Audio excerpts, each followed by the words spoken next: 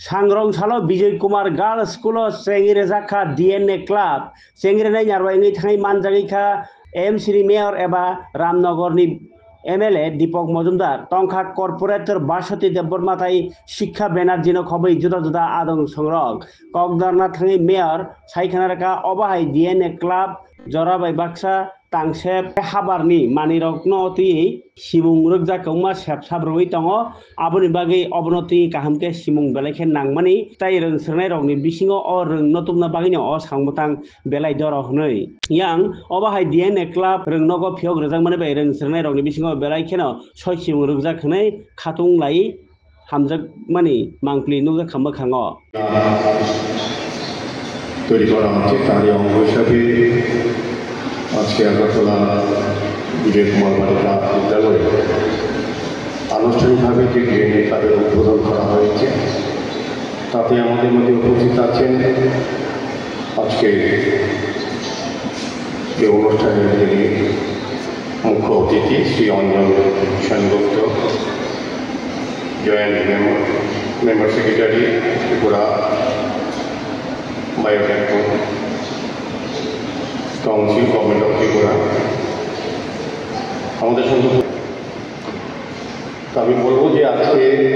আমাদের বিদ্যালয়ের জন্য একটা বিশেষ স্টুডেন্টের জন্য একটা বিশেষ দিক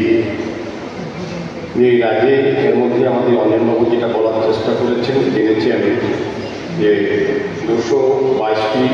ডিএনএ ক্লাব আমাদের রাজ্যের বিভিন্ন বিদ্যালয়ে তৈরি করার প্রচেষ্টা করা হয়েছে আগামী দিনও বাকি বিদ্যালয়কে অন্তর্ভুক্ত করা হবে আজকে এটা একটা সংযোজন বিজয় কুমার বালিকা বিদ্যালয়ে হয়েছে তো এটার বিষয়বস্তু সম্বন্ধে যেটা আমরা জানি যে দেশের জৈব বৈচিত্র্য স্থানীয় জৈব সম্পদগুলিকে গুরুত্ব দিয়ে তাদের টেকসই ব্যবহার এবং সংরক্ষণের ধারণাকে বৃদ্ধি করার লক্ষ্যে এই ডিএনএ ক্লাব তৈরি করা হয় এই ধরনের ডিএনএ ক্লাব তৈরি করার মেইন উদ্দেশ্য হচ্ছে যে আমাদের জৈব সম্পদটিকে ব্যবহার করে রাজ্যের সম্পদকে সামনে রেখে ছাত্রছাত্রীদের মধ্যে তাদের উৎসাহিত প্রদান করা এবং তাদেরকে অবহিত করা তা আমাদের রাজ্যে সরকার আসার পর আমাদের শিক্ষাক্ষেত্রে আমি বলবো যে গুণগত দিকটা পরিবর্তন করা হয়েছে শিক্ষা ব্যবস্থা কেন্দ্রীয় শিক্ষানীতির সঙ্গে রাজ্যের বিভিন্ন শিক্ষার যে প্রকল্প বা কর্মসূচির মাধ্যমে যারা শিক্ষার্থী তাদেরকে আরও সমৃদ্ধ করা তাদেরকে মানসিকভাবে তৈরি করা শিক্ষা জগতের পাশাপাশি অন্যান্য কারিকুলামের মাধ্যমে অন্যান্য গুণাবলীর মাধ্যমে তাদেরকে জানকারি দেওয়ার তৈরি করা আগে একসময় আমরা জানতাম শিক্ষা মানে আমি নিজেও একজন ছাত্র ছিলাম বা যারা মঞ্চে আছে তারাও ছাত্র ছিলেন যারা শিক্ষা দান করেন তারাও শিক্ষার্থী যারা হয়েছে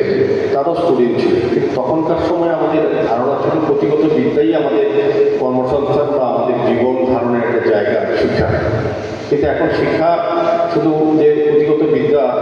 শিক্ষা বিভিন্নভাবে অন্যান্য গুণাবলী তার সুপ্ত যে প্রতিভাগুলি আছে স্টুডেন্টের মধ্যে তার বিকাশ তাকে প্রসার এবং সমৃদ্ধ করার জায়গা হচ্ছে শিক্ষাঙ্গন বিভিন্ন ক্ষেত্রে ক্রীড়া হোক সামাজিক হোক সাংস্কৃতিক হোক বা শিক্ষার ক্ষেত্রে হোক আমাদের তুলে ধরার জায়গা হচ্ছে শিক্ষা ব্যবস্থা এবং আমাদের রাজ্য সরকার 2018 সালে সরকার হওয়ার পর সমস্ত দপ্তরের সঙ্গে শিক্ষাকে সবচেয়ে বেশি প্রাধান্য দেওয়া হয়েছে কারণ আমরা বিশ্বাস করি যে শিক্ষা হচ্ছে একটা জাতির মেরুদণ্ড উন্নয়নের মেরুদণ্ড হিসেবে বা মাপকাঠি হিসেবে দেখি বিশ্বের যে কোনো দেশ যখন উন্নয়ন হয়ে গেছে তার শিক্ষাটা হচ্ছে মেন মাধ্যম তা আমাদের সরকার আসার পর আমরা শিক্ষাক্ষেত্রে একটা সময় অচলাবস্থা ছিল রাজনৈতিকভাবে কলুষিত ছিল শিক্ষাঙ্গন সেক্ষেত্রে আমরা একটা অন্য জায়গায় নিয়ে গিয়েছি যে শিক্ষাকে সর্বাঙ্গীনভাবে মানুষের কাছে গ্রহণযোগ্য করা এবং স্টুডেন্টদের ক্ষেত্রে যাতে সুন্দরভাবে তাদের মেধাকে প্রকাশ করা মেধাকে বিকাশ করে তাকে নিজেকে প্রতিষ্ঠা করার প্রকৃত মানুষ হিসেবে শিক্ষার পাশাপাশি সেদিকে আমাদের সরকার কাজ করছে আমাদের বিশেষ করে আমি বলবো যেহেতু এখানে মহিলাদের